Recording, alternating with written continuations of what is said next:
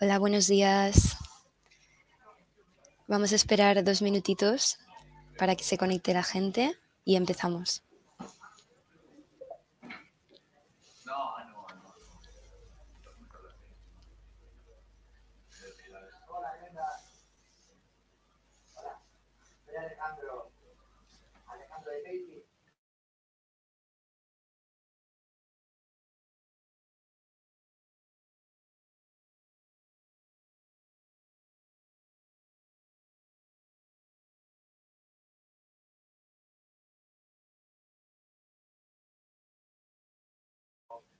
Buenos días a todos los que nos estáis saludando por el chat.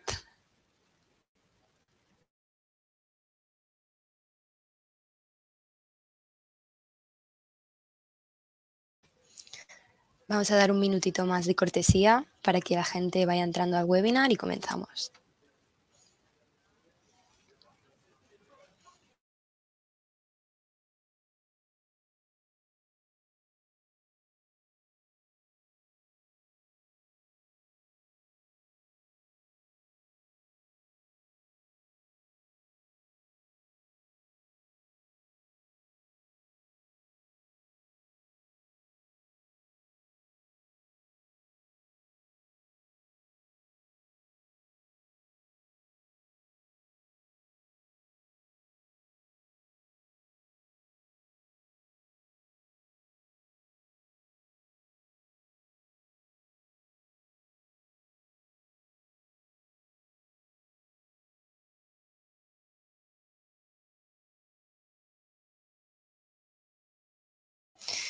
Bueno, buenos días a todos. Ya son las 11:32, así que vamos a ir empezando el webinar.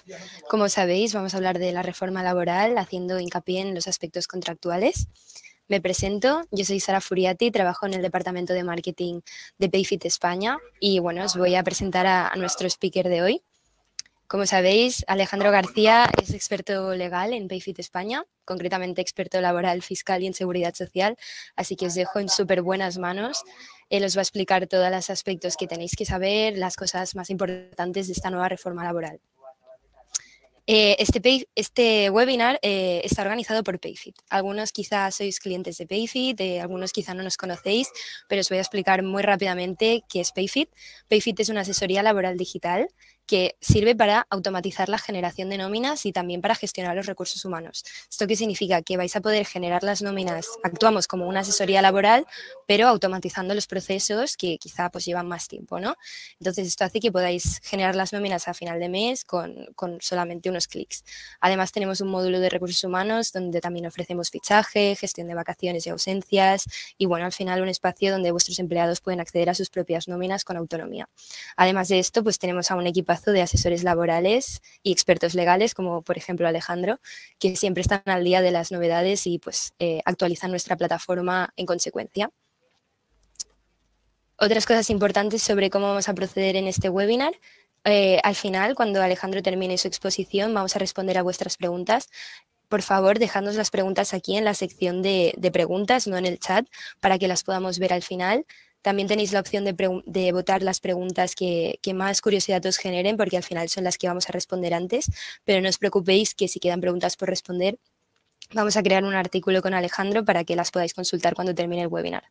Otra cosa importante es que también el webinar quedará grabado y podréis acceder a la grabación una vez termine. Os llegará al correo electrónico directamente.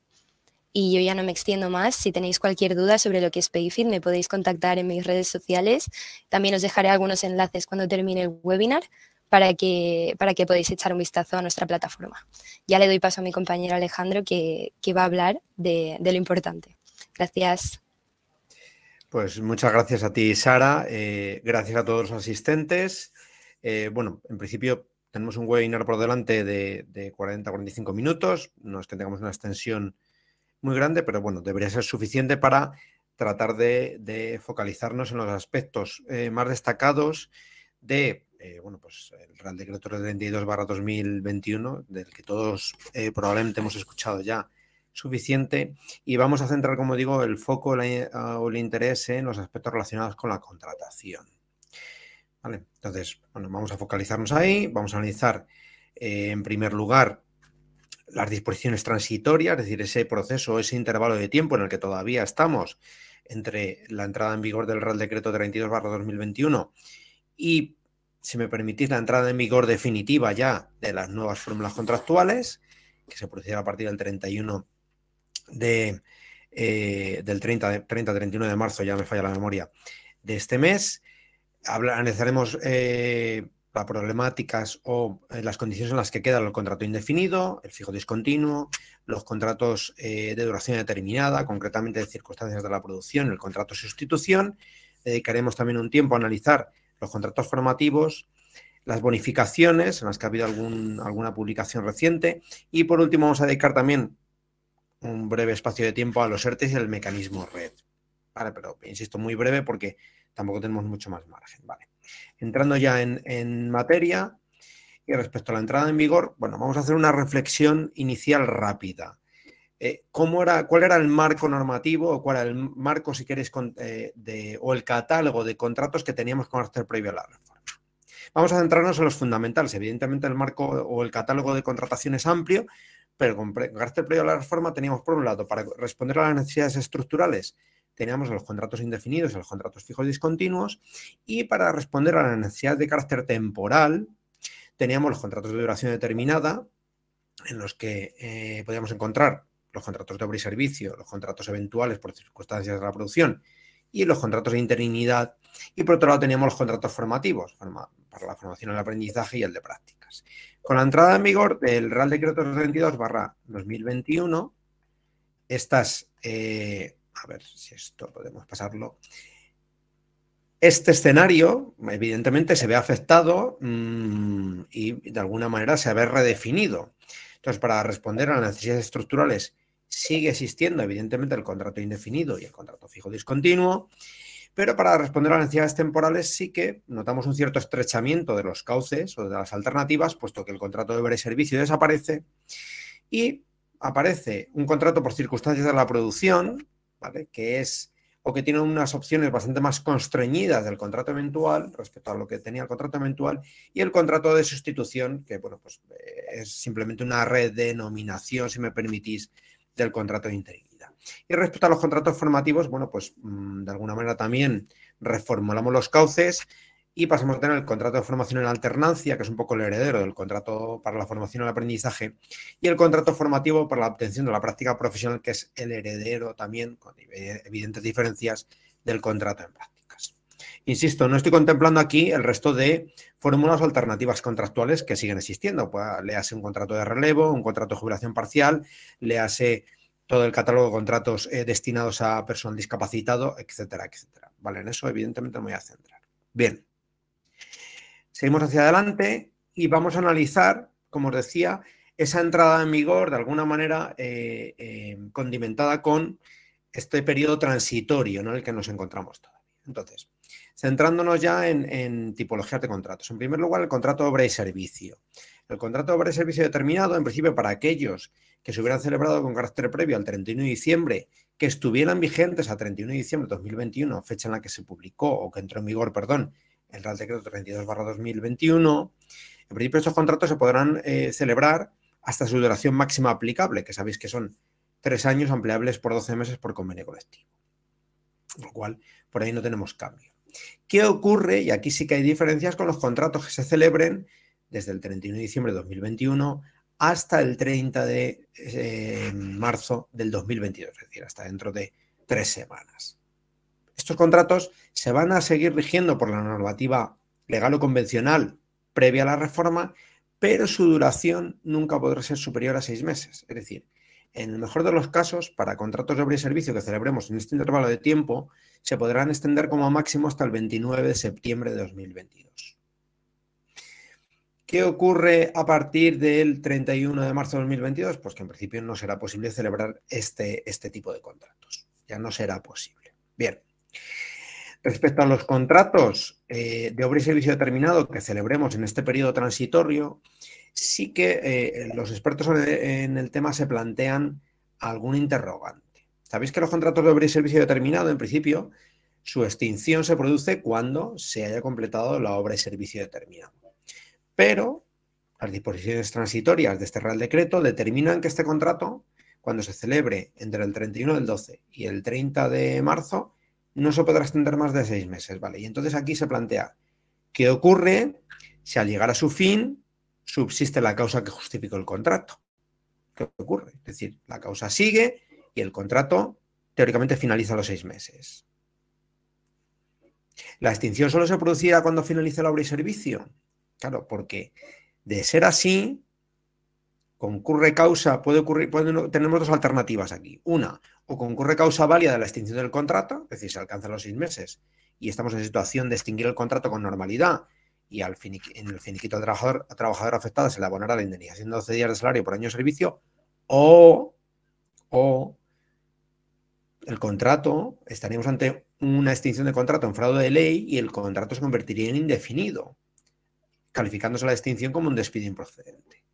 Entonces, hombre, aquí evidentemente tendrán que ser los tribunales los que, de alguna manera, en ausencia de determinación por parte del legislador, tendrán que ser los tribunales los que nos determinen qué hacer. Pero surge evidentemente esa duda. Bien. Seguimos hacia adelante. Uy, a ver si quiere. No puedo. Sí puedo, perdonadme.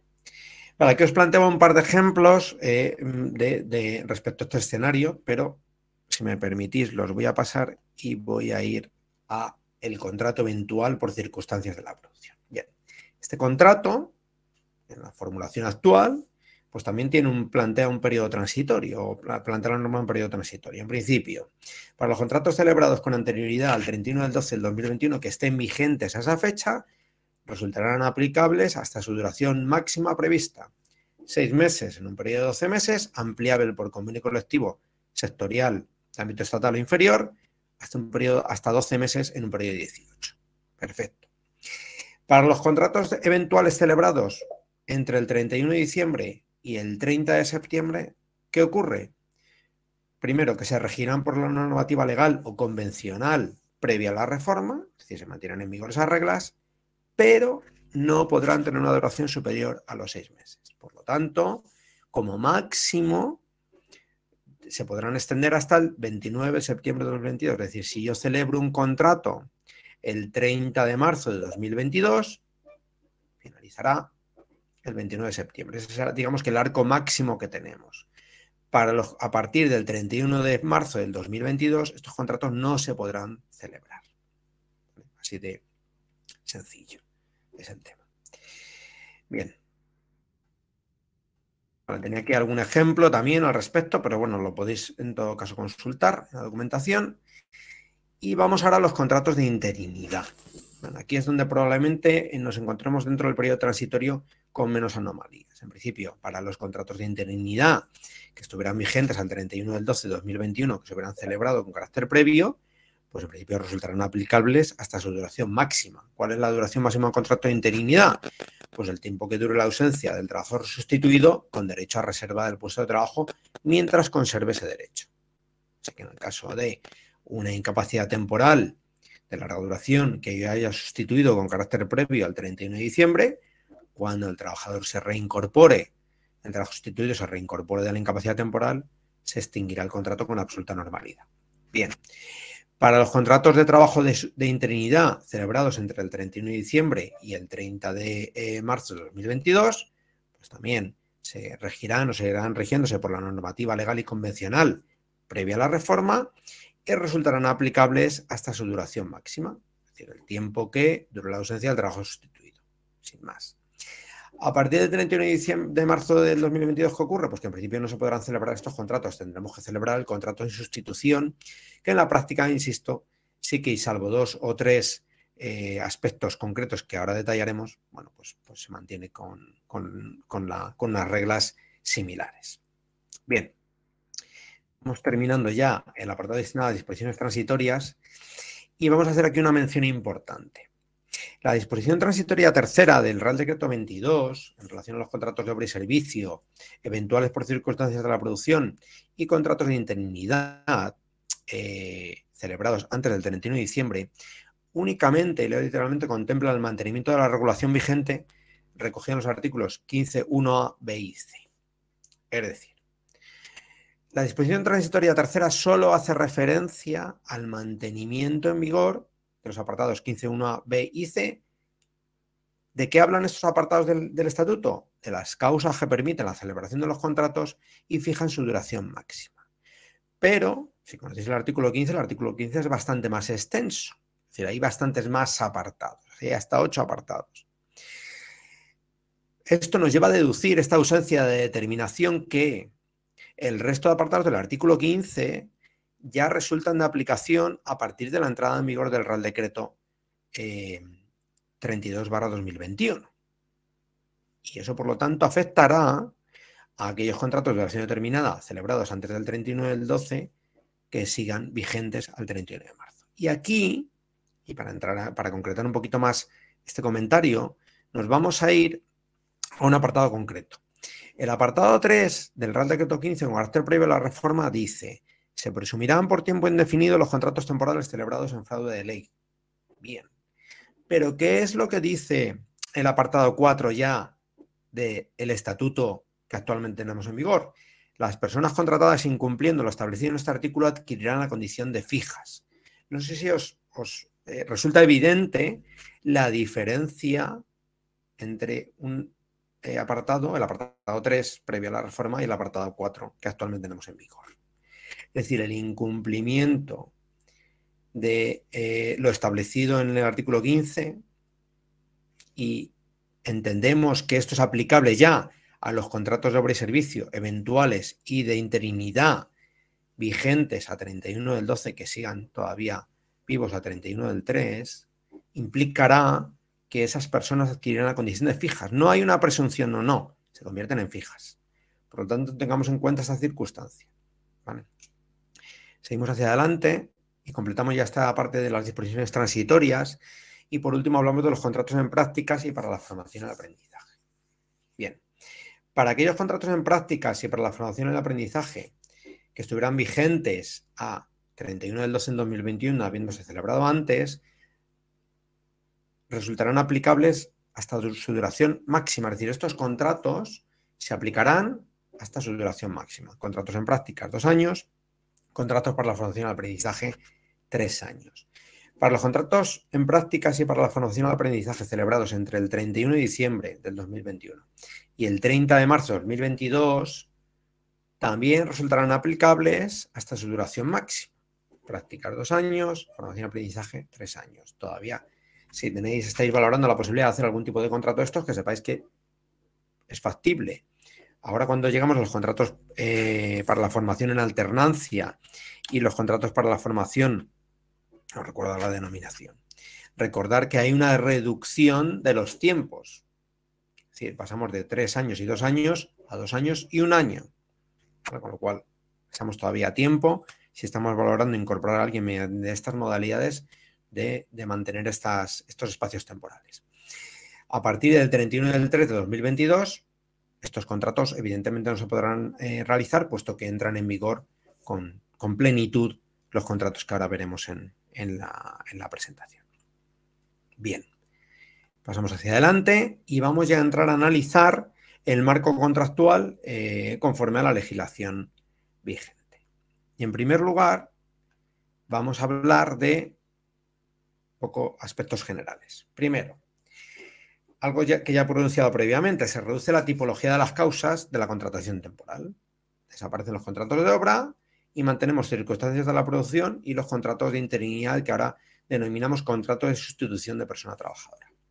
Se reformula el contrato fijo discontinuo, evidentemente. Se refuerza la conversión de los contratos temporales en definidos mediante el reforzamiento del incumplimiento de las previsiones legales sobre contratación temporal y también, de alguna manera, mediante el encadenamiento de contratos temporales del que ahora hablaremos. Se penaliza la cotización o se establece un recargo de mayor cuantía y de mayor impacto para los contratos temporales de corta duración. Y también se incrementan las acciones administrativas en caso de fraude en la contratación. Es decir, todo este conjunto de medidas, evidentemente sabemos todos que van encaminadas a la reducción de la temporalidad en la contratación de este país, que es una de las problemáticas y enfermedades crónicas, si me permitís, de nuestro mercado laboral. Bien, avanzando en esto, indicar un tema importante, aunque ya de alguna manera lo he mencionado previamente. En la redacción previa del artículo 15, en el apartado 1 se decía: el contrato de trabajo podrá concertarse por tiempo indefinido o por una duración determinada. Es decir, se establecía esa dicotomía. Decía también que podrán celebrarse contratos de duración determinada en los siguientes supuestos. Bueno, no lo vamos a detallar. Y en el apartado 3, que ya he mencionado previamente, se decía: se presumirán por tiempo indefinido los contratos temporales celebrados en fraude de ley. Bien. Nos trasladamos ahora al artículo 15 conforme a la redacción que ha determinado el Real Decreto 32. Y se dice, en primer lugar, que el contrato de trabajo se presume concertado por tiempo indefinido. Fijaros, que abandonamos ya la mención a los contratos de duración determinada. Por definición o por defecto, la contratación en este país tiene que ser por tiempo indefinido. Y se dice además, el contrato de trabajo de duración determinada solo podrá celebrarse por circunstancias de la producción o por sustitución a la persona trabajadora. Y ahora, este apartado sí me parece importante, para que se entienda que concurre causa justificada de temporalidad, será necesario que se especifiquen con precisión en el contrato la causa habilitante de la contratación, la circunstancia concreta que la justifica y su conexión con la duración prevista.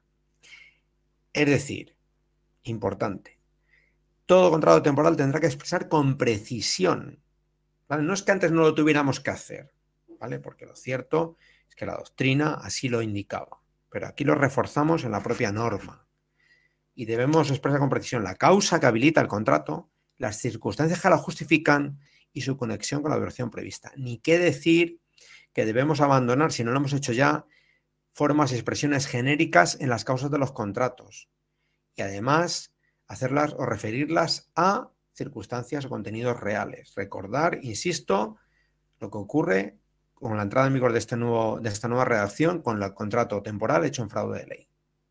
¿Vale? Se convierte en fijo. Bien. Consecuencias de esta redacción nueva. Pues primera, que las personas contratadas, incumpliendo lo establecido en este artículo, adquirirán las condiciones fijas. Y lo adquirirán mediante cualquier incumplimiento de los requisitos que exige el artículo 15. ¿Qué situaciones la doctrina ya ha determinado como incumplimientos del artículo 15? Os voy a detallar alguna de ellas rápido. Inexistencia de la necesidad de una contratación temporal. Es decir, una contratación temporal nos habilita a incorporar a alguien para cubrir necesidades temporales.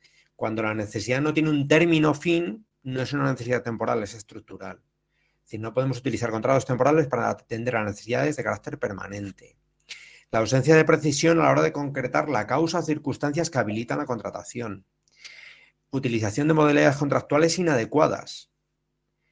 También el incumplimiento de los requisitos exigidos en modalidades contractuales que contemplan un ámbito subjetivo limitado. Es decir, por ejemplo, los previos contratos en prácticas o contratos de formación y aprendizaje. La superación de la duración máxima del contrato. Otra causa, también que otro incumplimiento de las reglas del artículo 15, o la falta de correspondencia entre el trabajo realizado y el descrito en el propio contrato. También son causas, también justificarían, no, ya están todas aquí, perdonadme.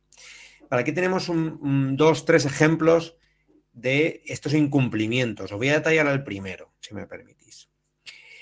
Este está sacado evidentemente, una sentencia, ¿no? Empleado que presta servicios para una empresa dedicada a los servicios de prevención y extinción de incendios mediante un contrato para obra y servicio determinado entre los meses de junio y septiembre, cuyo objeto es, y leo, peón para trabajos de prevención, vigilancia y defensa contra incendios forestales en el distrito 14, en la época de peligro alto de cada año, a partir de la encomienda de gestión para el servicio de prevención, vigilancia y defensa contra incendios en la época de peligro alto.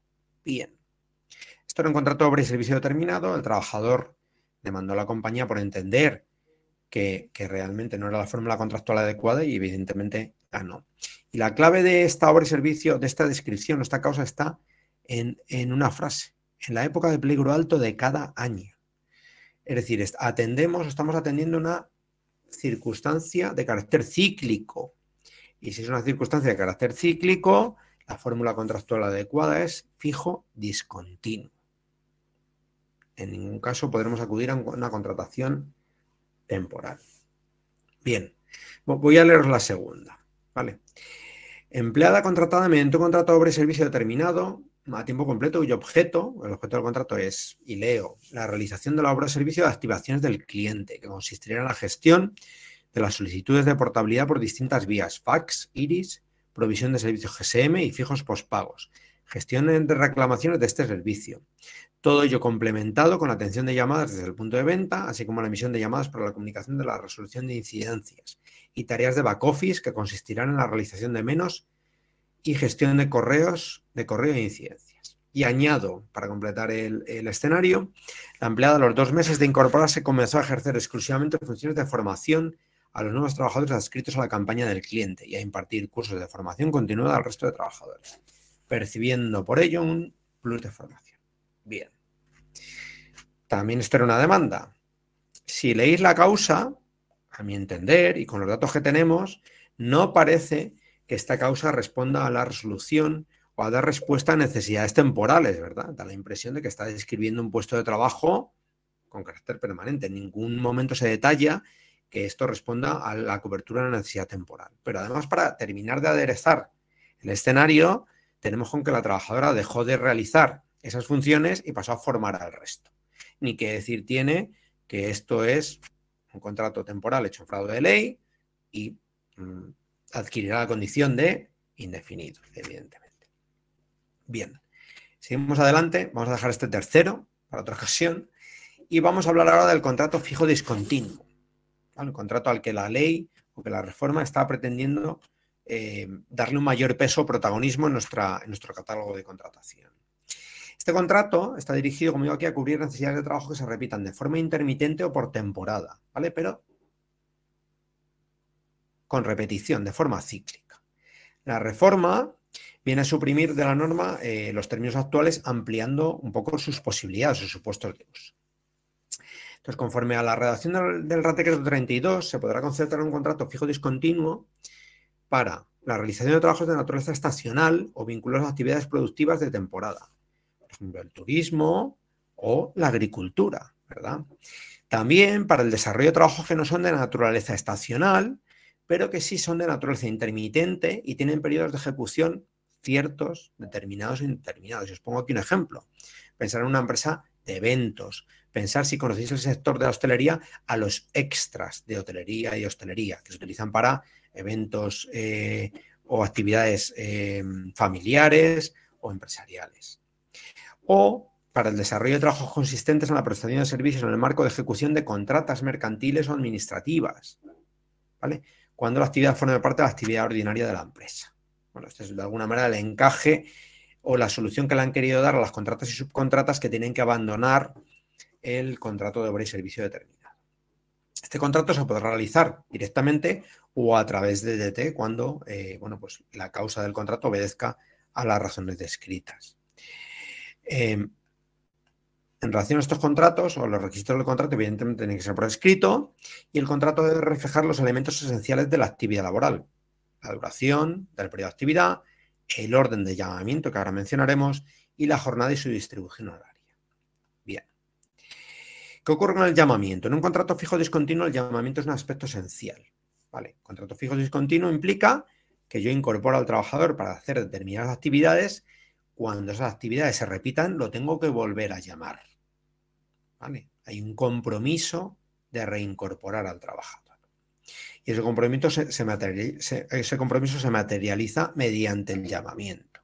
Ese llamamiento debe realizarse por escrito o por otro medio que permita dejar constancia de la debida notificación al empleado o empleada afectada, con indicaciones precisas de las condiciones de incorporación y además tiene que producirse con una antelación razonable o adecuada. Mediante convenio colectivo o en su defecto acuerdo entre empresa y RLT se establecerán los criterios objetivos y formales para los que debe regirse el llamamiento, ¿vale? Si en una empresa en la que esto vaya a tener una cierta relevancia o peso en términos de contratación, es razonable elaborar un protocolo o un reglamento de llamamiento donde se determinen los motivos, las causas, los cauces para incorporar, para llamar e incorporar a los trabajadores e incluso lo que hay es una lista con el orden de llamamiento, es decir, con el puesto que ocupa cada persona o cada trabajador dentro de ese orden de llamamiento. Por último, mencionar también que la empresa debe trasladar a la RLT, con la suficiente antelación y al inicio de cada año natural, un calendario con las previsiones de llamamiento anual o semestral, así como los datos de las altas efectivas de las personas fijas discontinuas. Esta es una obligación que contempla el Real Decreto 32. Por último, ya para completar el escenario de los fijos discontinuos, mencionar que, y en relación con la antigüedad, la norma dice que las personas trabajadoras fijas discontinuas tienen derecho a que su antigüedad se calcule teniendo en cuenta toda la duración de la relación laboral y no el tiempo de servicios efectivamente prestados. Con la excepción, y leo literalmente, de aquellas condiciones que exijan otro tratamiento en atención a su naturaleza y siempre que respondan a criterios de objetividad, proporcionalidad y transparencia. Este ha sido un aspecto que ha generado cierta polémica por cuanto, bueno, pues históricamente para los trabajadores contratados mediante esta fórmula se entendía que su antigüedad se ceñía o se constreñía a los tiempos de prestación de servicios. Con esta nueva fórmula, con este nuevo precepto, pues la historia cambia. Pero, claro, habría que acotar. No es lo mismo la antigüedad a efectos, por ejemplo, del cobro de un complemento de antigüedad que la antigüedad a efectos del cálculo, por ejemplo, de una indemnización por despido. Los expertos en la materia, y lo que yo he leído al respecto es que en relación, por ejemplo, a la percepción de un complemento de antigüedad o en relación a la antigüedad para ejercer derechos, pues en términos, imagínate, de poder un cambio de categoría, un cambio de puesto de trabajo, la antigüedad que debería contemplarse en esas circunstancias debería ser el total de la duración de la relación laboral. Sin embargo, sí que se entiende que, por ejemplo, para el cálculo de la indemnización por despido se debe considerar exclusivamente los tiempos de prestación de servicios. ¿Vale? En cualquier caso, será la jurisprudencia de los tribunales la que nos vaya ayudando a determinar la extensión correcta de este precepto. Bien, pasamos ya a los contratos temporales. Y en concreto vamos a hablar del contrato por circunstancias de la producción. Y aquí, bueno, mencionar en primer lugar que hay 2 o 3 modalidades. Hay una cierta polémica entre los expertos en la materia, porque dicen que hay una primera modalidad, que es el incremento ocasional imprevisible de la producción. Hay una segunda, que serían las oscilaciones que, aun tratándose de la actividad normal de la empresa, generan un desajuste temporal entre el empleo estable y el que se requiere. El origen de esta segunda es la conjunción y. Esta conjunción y es la que de alguna manera ha presentado o ha hecho que se presenten ciertas dudas respecto a si es una única, exclusiva modalidad o no. Y hay una tercera modalidad o segunda, depende de lo que queramos entender, para atender situaciones ocasionales previsibles y que tengan una duración reducida y limitada. Bueno, vamos a la materia. La primera, incremento ocasional e imprevisible de la producción. Esto es lo más parecido al contrato eventual por circunstancias de la producción que teníamos previo a la reforma. ¿Qué tiene por objeto? El qué? Cubrir necesidades temporales, imprevistas, que producen un desajuste, como digo aquí, temporal entre la mano de obra que necesitamos y la que realmente tenemos.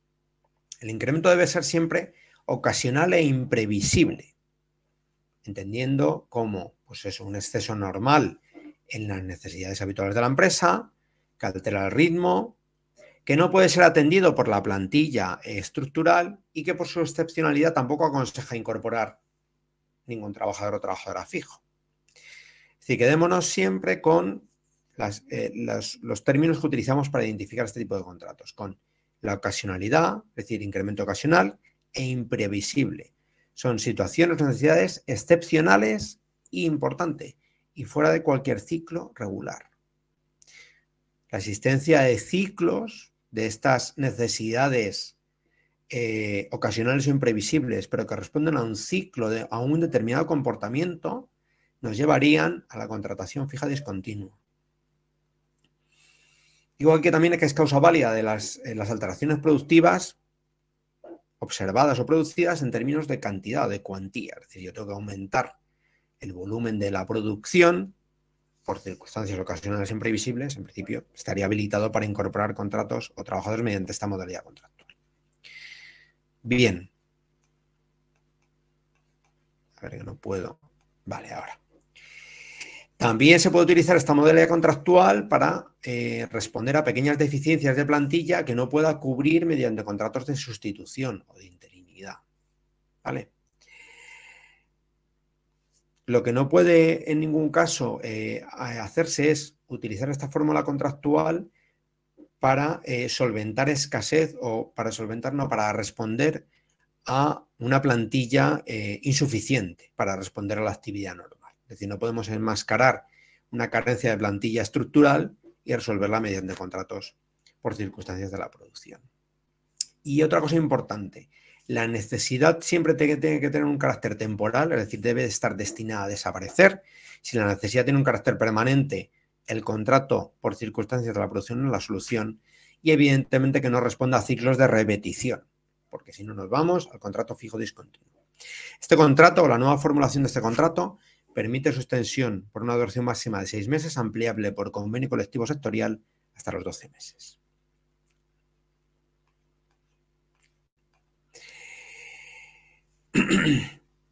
Respecto a la duración, recordar algo que hemos mencionado previamente. Tal y como está redactado el artículo 15, da la impresión de que recurrir a este contrato por defecto por una duración de 6 meses nos puede llevar a encontrarnos con un fraude de ley. Recordar la mención que se hacía en el 15, insisto, a que se especifiquen con precisión en el contrato la causa habilitante, las circunstancias concretas que la justifican y su conexión con la duración prevista.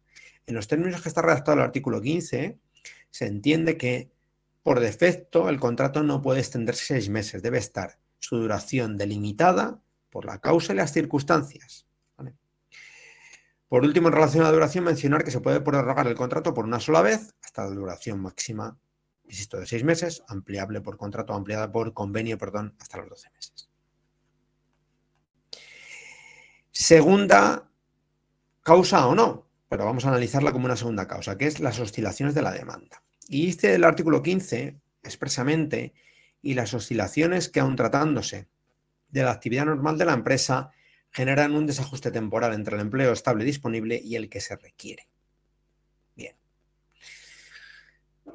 Como digo, aquí se puede interpretar que estamos ante una modalidad distinta y si fuera así, el adjetivo imprevisible que se utiliza en la primera parte del precepto no sería aplicable a la segunda parte. Es decir, esta segunda alternativa no implicaría que hubiera imprevisibilidad. ¿Vale? Ahora, eso sí, aunque sean necesidades previsibles, no deberían quedar fuera aquellas actividades que sean de temporada o estacionales, para las cuales tenemos contrato fijo discontinuo. Por lo tanto, podríamos utilizar esta modalidad contractual para actividades no habituales que requieran mano de obra puntual, para una contrata que no cubra la actividad ordinaria de la empresa, para la cobertura de las vacaciones de las que ahora hablaremos o para el lanzamiento de nuevos productos o actividad. Es importante porque algunos expertos en la materia han entendido que este desajuste temporal entre el empleo estable disponible y el que se requiere podía ser el cauce que permitiera utilizar esta fórmula contractual para el lanzamiento de nuevos productos o nueva actividad. Pensar, por ejemplo, en la inauguración de una tienda en la que evidentemente tendremos que tener personal estructural, pero lo cierto es que no conocemos no conocemos el éxito que podemos tener o no al aperturar el negocio y por lo tanto es factible que haya un desajuste entre el empleo estable de partida y el que realmente requerimos. Con lo cual podría ser esto la entrada a la opción de utilizar esta fórmula contractual para el lanzamiento de nuevos productos o actividad. Y esto es una lucubración, pero bueno, algunos juristas la defienden. Se adiciona también a este contrato por circunstancias de la producción una causa organizativa, que es la cobertura de las vacaciones. Históricamente, bueno, ya hace tiempo que el Tribunal Supremo se manifestó con claridad respecto a que la cobertura de las vacaciones o la cobertura de las vacaciones tenía que ser cubierta o tenía que ser solventada en términos contractuales mediante el contrato eventual. Bueno, pues ya en la propia norma lo tenemos, es decir, para la cobertura de las vacaciones, la modalidad contractual que debemos utilizar es el contrato por circunstancias de la producción, no el contrato de interinidad. Y como digo aquí, el sentido de esta incorporación es dar respuesta al desajuste organizativo que el disfrute de las vacaciones por parte de los trabajadores puede ocasionar en la producción, ¿vale? En la actividad de compañía. Ahora, eso sí, un pequeño matiz. Entienden también algunos que en empresas con vacaciones planificadas, con carácter previo,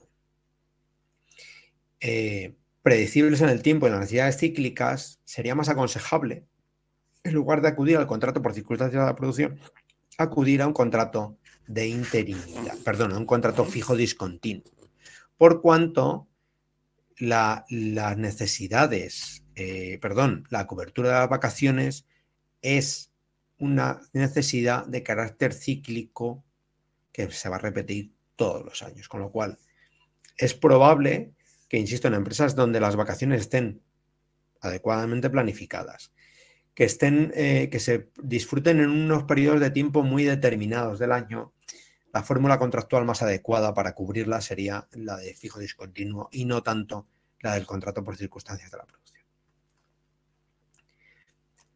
Seguimos adelante, perdonad. Y vamos ahora ya a la segunda o tercera modalidad, que es para atender situaciones ocasionales, previsibles y que tengan una duración reducida delimitada. ¿Vale?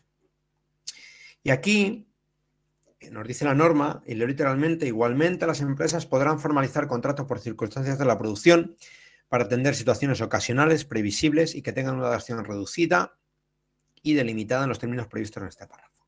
Vale. Dicen, o se dice que esto probablemente es lo más parecido a un contrato de obra y servicio sin exigencia causal.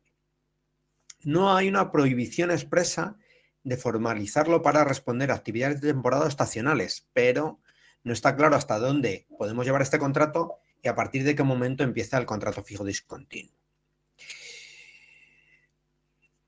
La referencia a situaciones que sean ocasionales da a entender, como digo aquí, que se refiere a cualquier necesidad productiva, que no sea una constante en el ciclo productivo empresarial, ¿vale? Y que no se repita evidentemente en el tiempo. Aquí hay una cosa importante. Este contrato se puede utilizar como máximo en un periodo de 90 años en el año natural. 90 días, perdón, 90 años. 90 días en el año natural.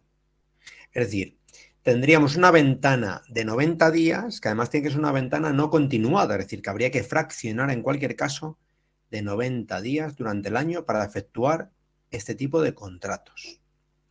No hay límite al número de contrataciones. La norma no dice nada al respecto. Es decir, yo puedo en esas ventanas, por una extensión máxima de 90 días, utilizar este tipo de contrato puedo utilizar este tipo de contrato todas las veces que yo quiera. Los contratos no tienen que durar 90 días, me explico. Yo puedo tener una ventana centrada en el periodo de vacaciones, de rebajas de verano y otra ventana centrada en el periodo de Navidad y rebajas de invierno. Esas dos ventanas deberían sumar como máximo 90 días. Pero dentro de esos dos periodos yo podré hacer contratos que se extiendan los 90 días, contratos eventuales, o puedo contratar a una persona para 10 días en verano y para 15 días en invierno. No hay ningún problema al respecto, aparentemente. Importante, la empresa tiene obligación de hacer una previsión anual del número de contratos de este tipo que va a realizar durante el año, ¿vale? Y se la debe comunicar a la RLT en el último trimestre del año anterior. Bien. Vamos a pasar hacia adelante, perdonadme que me salte esto, ¿vale? Y voy a saltar también los ejemplos. Bueno, voy a ver un par de ejemplos, perdonadme. Eso sí. Mira, un primer ejemplo. Empresa del sector agrícola dedicada a la recolección de ventas y cítricos. Tiene una temporada de recogida de las naranjas, ¿vale? En la cual, evidentemente, contrata a gente. Esta temporada se inicia a principios de noviembre y dura 2 meses. ¿Qué ocurre? ¿Tendríamos alternativa de hacer un contrato eventual? Pues no. En principio, este tipo de necesidades responden a un comportamiento de carácter cíclico, por lo tanto, la modalidad contractual que deberíamos utilizar debería ser el contrato fijo discontinuo. Luego tenemos un segundo ejemplo. Empresa dedicada al comercio textil. Temporadas de rebajas de verano, invierno y Black Friday. ¿Vale? Que son los periodos de enero hasta mediados de febrero, julio y la semana de Black Friday, que son en torno a 2 meses y 3 semanas. A priori, y aquí, insisto, ya veremos hasta dónde llevamos este tema, son necesidades de carácter cíclico, con lo cual deberíamos optar por utilizar contratos fijos discontinuos.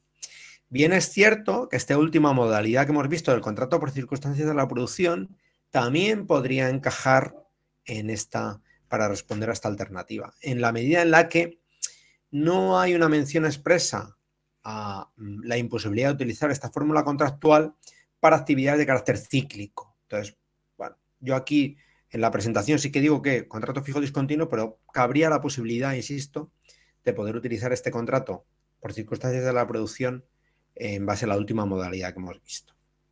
Bien, vamos a pasar hacia adelante. Vamos a dejar esto a un lado y esto, y vamos a ver la cotización. Aquí muy rápido mencionaros que sabéis que hasta la entrada en vigor del Real Decreto 32 había una penalización para los contratos temporales de duración inferior a 5 días. Bueno, pues esto se ha reformulado y ahora la penalización o recargo se aplicará a los contratos de duración determinada, ¿vale? De duración inferior a 30 días. ¿Vale? Esos contratos tendrán un recargo en la cotización a cargo del empresario. El recargo asciende al importe de 26,57 euros, ¿vale? Y será fijo con independencia del número de días de duración del contrato. Si el contrato tiene una duración inferior a 30 días, se aplica el recargo. No hay más. El recargo lo aplicará automáticamente a la Seguridad Social en nuestros seguros sociales. Así que aquí no nos escapamos, en principio. Sí, solo se va a aplicar en contratos por circunstancias de la producción. No se va a aplicar en contratos, por ejemplo, de interinidad o de sustitución. ¿Vale? Solo en contratos de circunstancias de la producción. Bien. Pasamos hacia adelante y vamos a hablar brevemente del encadenamiento de los contratos temporales. ¿Vale?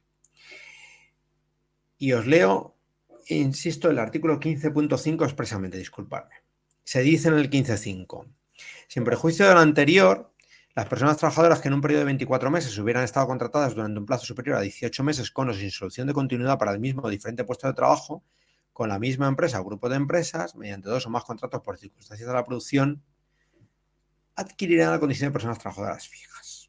¿Vale? Entonces, dicho esto, perdóname, me paso aquí, conclusiones de este artículo. Primero, la limitación es para un mismo trabajador.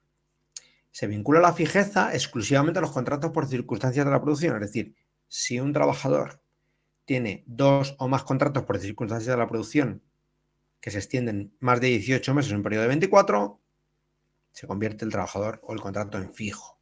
No computan ni contratos formativos, ni de sustitución, ni de relevo.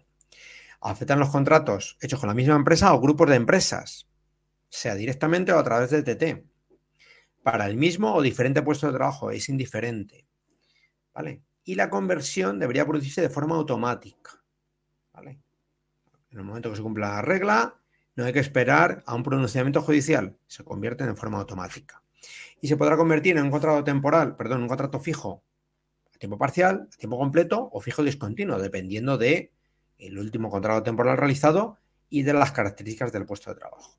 Se ha añadido también un segundo supuesto, que es la realización, no, voy a volver para atrás, perdonadme, y así lo menciono expresamente. El segundo supuesto dice, adquirirá la condición de fija a la persona que ocupe un puesto de trabajo que haya estado ocupado con o sin solución de continuidad durante más de 18 meses en un periodo de 24 mediante contratos por circunstancias de la producción. Fijaos que aquí abandonamos a la persona y nos centramos en el puesto. Así que, si yo tengo un puesto de trabajo y durante más de 18 meses en un periodo de 24 ha estado ocupado mediante contrato por circunstancias de la producción, la persona que lo ocupe ese puesto en ese momento, transformará su contrato en indefinido. Así de simple. Así que, insisto, tenemos dos topes o dos limitaciones al encadenamiento de contratos temporales. Una, la que teníamos antes, vinculada a la persona. 2, vinculada al puesto de trabajo. Bien, seguimos hacia adelante.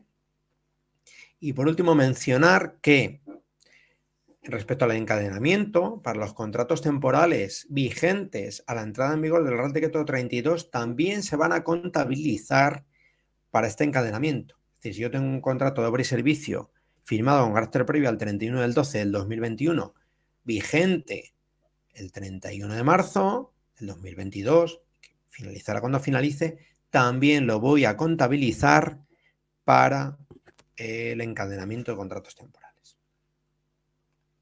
Bien, vamos al contrato de sustitución muy brevemente. El contrato de sustitución establece 3 modalidades: la sustitución de persona trabajadora con reserva del puesto de trabajo, el complemento de la jornada reducida por causa legal o convencional y la cobertura de vacante durante el proceso de selección. Muy rápidamente, porque ya vamos ya cortos de tiempo. Entonces, no ha cambiado en esencia la regulación de estos contratos. Es decir, siguen siendo hábiles o válidos para las mismas causas. Sí que voy a mencionar 2 o 3 cosas especiales. Primera, algo que ya en la práctica muchas veces hacía: se admite la posibilidad de que la prestación de servicios se inicie antes de que se produzca la ausencia de la persona sustituida. Es decir, podemos incorporar a la persona con un contrato de interinidad antes de que el sustituido se dé de baja o abandone el puesto de trabajo, por un tiempo máximo de 15 días. Eso ya nos lo permite expresamente la norma, ¿vale? Con lo cual se pueden solapar el sustituto y el sustituido hasta un máximo de 15 días. Bien, voy a saltarme esto y voy a saltarme esto. Bien, segunda modalidad, para el complemento de la jornada reducida por causa legal o convencional. Esto en la práctica ya existía, es decir, yo puedo incorporar en un contrato de interinidad a una persona para que cubra el puesto de trabajo, por ejemplo, de un trabajador o trabajadora que se haya acogido al nacimiento y cuidado del menor a tiempo parcial. También puedo utilizar esta fórmula contractual para cubrir la jornada de un trabajador o trabajadora que se ha acogido en una reducción de jornada por guardia legal. Bueno, pues tenemos esta modalidad para ello. Y por último, mencionar también el contrato de sustitución para cobertura de vacante, que ya existía, insisto, previamente. Esto no ha cambiado en esencia nada. La duración de este contrato no podrá ser superior a 3 meses o el plazo inferior recogido en el convenio, y en esencia, insisto, no cambia nada. Sí que es verdad que esta opción es más popular, se utiliza de forma más frecuente dentro del sector público, ¿vale? Pero insisto, esa fórmula contractual para cobertura de vacante durante el proceso de selección o promoción la tenemos en nuestra normativa laboral. Bien, seguimos hacia adelante y pasamos a los contratos formativos. En relación a los contratos formativos, sí que mencionar varias cosas, aunque sea rápido. Primero, se suprimen las fórmulas contractuales que tenemos en la actualidad: contrato en prácticas, contrato para la formación y el aprendizaje y el contrato para la formación dual universitaria. Este contrato, que seguro que muchos no lo conocéis, se incorporó en la Ley de Presupuestos Generales del Estado para el año 2021. Ha tenido una vida efímera. Si me lo permitís, se creó, se dejó pendiente de desarrollo normativo y, bueno, pues ha pasado a mejor vida. Y se crean dos modalidades de contratos formativos: el contrato formativo en alternancia con el trabajo retribuido por cuenta ajena y el contrato formativo para la obtención de la práctica profesional adecuada al nivel de estudio. El primero es el heredero del contrato de formación para la formación y el aprendizaje, y el segundo es el heredero del contrato en prácticas, con sus propias, evidentemente, normas. La nueva regulación, eso sí, entrará en vigor el 31 de marzo. Bien, sigo para adelante. El primero, el contrato de formación en alternancia. Vale, pues como digo aquí, y vamos a centrarnos, insisto, en las cosas más relevantes, este contrato tiene por objeto compatibilizar la actividad laboral retribuida con los procesos formativos en el ámbito de la formación profesional, estudios universitarios o el catálogo de especialidades formativas del Sistema Nacional de Empleo. Se podrán celebrar, evidentemente, con personas que carezcan de la cualificación profesional necesaria para realizar un contrato formativo de obtención de la práctica profesional. Creo que esto a todos nos suena. No hay limitación en términos de edad, es decir, se podrá celebrar este contrato con cualquier persona que cumpla los requisitos que previamente he detallado, salvo, eso sí, para los contratos suscritos en el marco de certificados de profesionalidad de nivel 1 y 2, que aquí sí que se podrá celebrar con contratos o personas, que no alcancen los 30 años de edad. Muy importante, los planes de formación. ¿Vale? Estos contratos deben incorporar un plan de formación. Y además, tanto la empresa como la entidad formativa deben nombrar tutores. ¿Vale? Debe haber un tutor expresamente nombrado. Y el tutor de la empresa debe tener la formación y experiencia adecuadas para desempeñar sus tareas y hacer un seguimiento al plan formativo. Más cosas del contrato. Tipo de contrato, se podrá celebrar a tiempo completo o a tiempo parcial. Tiempo de trabajo efectivo, esto es un poco como los contratos formativos. El primer año, el tiempo de trabajo efectivo no podrá ser superior al 65% de la jornada máxima prevista en convenio. Y el segundo año no podrá ser superior al 85% de la jornada prevista en convenio. Limitaciones, o más, si me permitís, voy a centrarme en las prohibiciones. Estos trabajadores no podrán realizar trabajos nocturnos, salvo que las actividades formativas se celebren en horario nocturno. No podrán realizar horas extraordinarias, salvo fuerza mayor.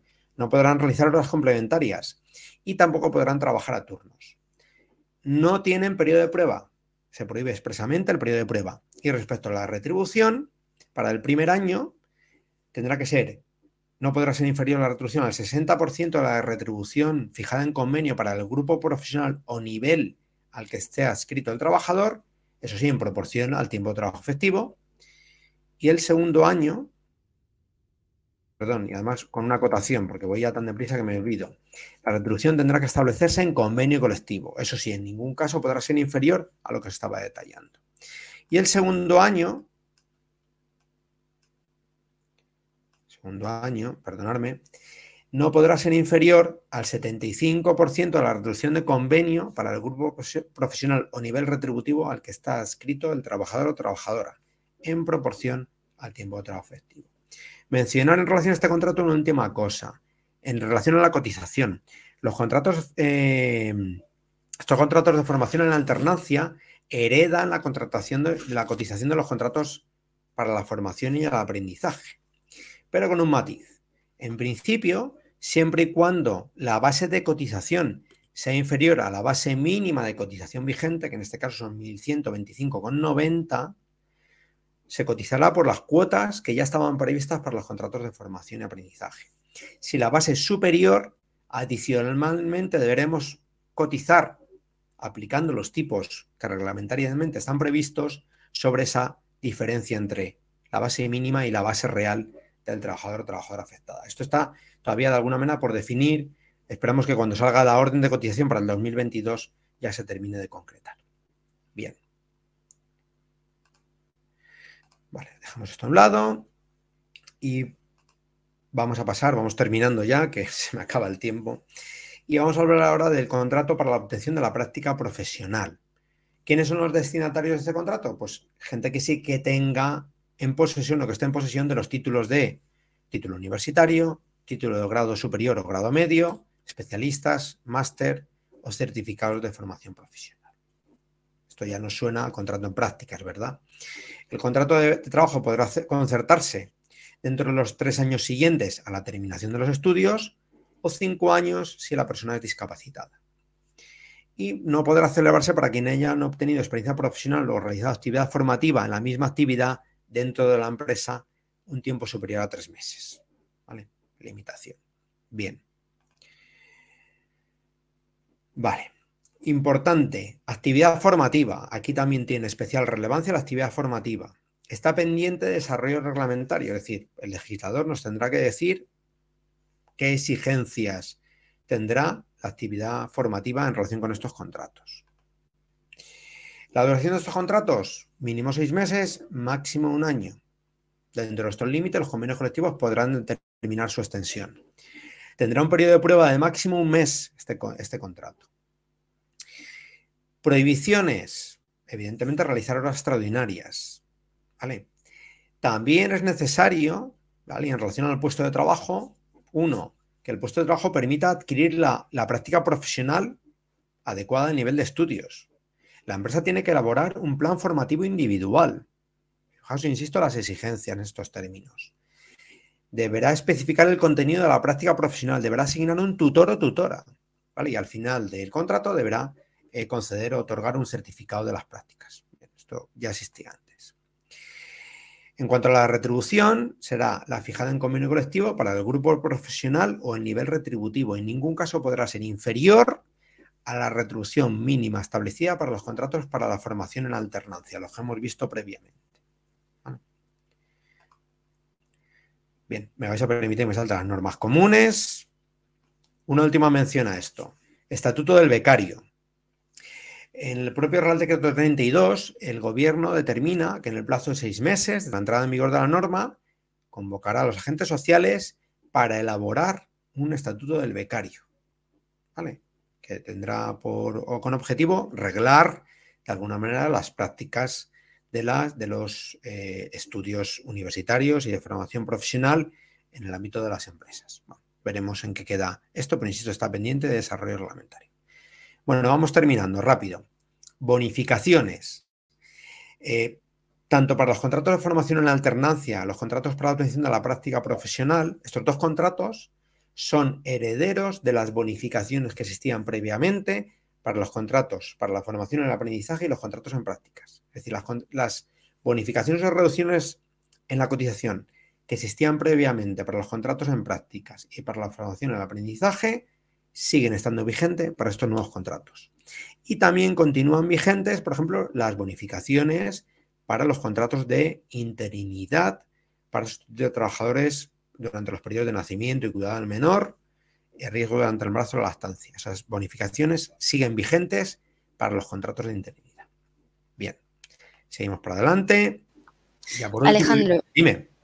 Perdona que te corte, sí, pero ya hemos sobrepasado la hora. Si te parece bien, como le vamos a pasar esta presentación a toda la gente que está conectada, lo dejamos aquí al menos para responder top 3 preguntas más votadas. Perdóname, pero no, tranquila, no te preocupes. Es interesante que no podemos extenderlo más, que sí, tienes razón. Exacto. Tienes razón.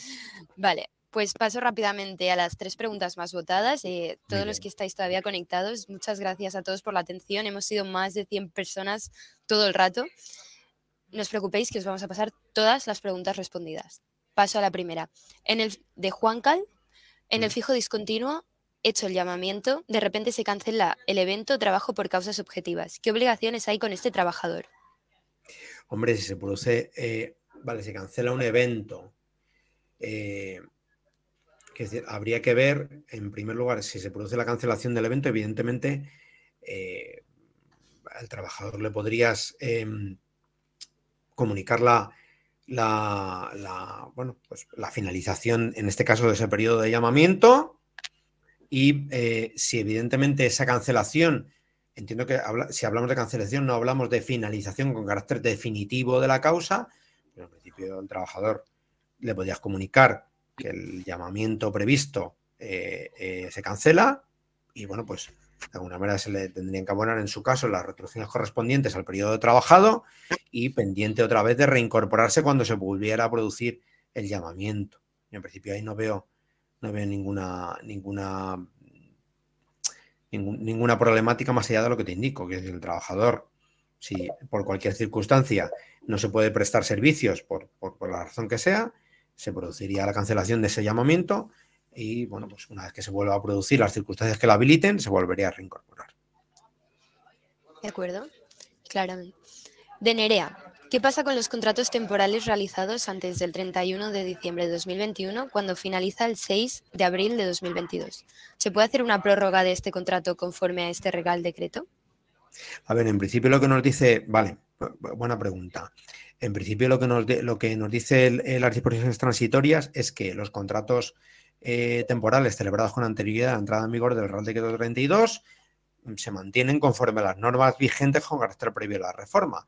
Por lo tanto, en principio yo entiendo que el contrato eventual hecho con carácter previo al 31 del 12 del 2021, una vez que se complete, como sigue rigiéndose por la norma previa a la reforma, se podrá prorrogar el contrato. No veo ningún problema. De acuerdo. Otra pregunta, de Elena. Si un empleado tiene contrato temporal por circunstancias de la producción de 6 meses y se va voluntariamente antes, por ejemplo, a los 20 días, ¿tendríamos el recargo también de la Seguridad Social? Pues en principio, en los términos en los que expresa la norma, sí. Es decir, porque la norma lo único que nos dice es que contratos de circunstancias de la producción de duración inferior a 30 días, pero no determina que el motivo de la baja pueda habilitar o no que se aplique el recargo, con lo cual sí, en principio, aunque sea una baja voluntaria, en principio se aplicaría el recargo. De todas maneras, esto lo vamos a ver de forma evidente cuando empiecen a aplicarse los recargos en los seguros sociales, ¿vale? Yo, a mi entender, y en los términos que está descrita la norma, es indiferente para la Seguridad Social que el motivo de la baja sea un fin de contrato o que el motivo de la baja sea una baja voluntaria. Entiendo el planteamiento y a mí me parecería razonable que la Seguridad Social tuviera en cuenta eso, que si no es lo mismo que yo haga un contrato de duración inferior a 30 días con un inicio y un fin, a que efectivamente la trabajadora abandone la empresa por no superación del periodo de prueba a su voluntad o porque, pues eso, nos da una baja voluntaria. Evidentemente no parece que sea lo mismo y no parece, si me permitís utilizar la palabra justo, que se aplique la penalización por igual en ambas circunstancias, porque evidentemente no parece lo mismo. De acuerdo. Una última pregunta. Sí. ¿Existirá un modelo base para explicar la justificación para realizar los contratos temporales? Hombre, en principio, modelo base, es decir, lo que va a haber unos modelos de contratos que el Servicio Público de Empleo, si no ha publicado ya, publicará, y en ese contrato habrá un apartado destinado a las causas, pero digamos que no va a haber, por así decirlo, unas instrucciones para concretar esas causas. Las instrucciones ya las tenemos en la norma, lo que se ha indicado antes, ¿no? Es decir, tenemos que explicar las causas habilitantes, las circunstancias en que se producen esas causas habilitantes y la duración del contrato vinculado a esas causas y vinculado a esas circunstancias. A partir de ahí, tenemos que ser nosotros los que concretemos o describamos esas causas y que intentemos, evidentemente, ser cuidadosos y utilizar las fórmulas contractuales que en cada momento correspondan a esas circunstancias que nos impelen a contratar a alguien, ¿no? De acuerdo, súper claro. Nos preguntan si se van a responder a posteriori todas las preguntas. Sí, os vamos a pasar un artículo que recoja todas las preguntas que han ido saliendo last minute y las que habéis hecho durante toda la presentación. Lo vamos a dejar aquí y muchísimas gracias a todos por el feedback que nos estáis dando por el chat. Gracias, Alejandro, por resumirlo de esta forma tan clara y tan sencilla. Y bueno, nos vemos en los próximos webinars. Gracias a todos por asistir. Adiós.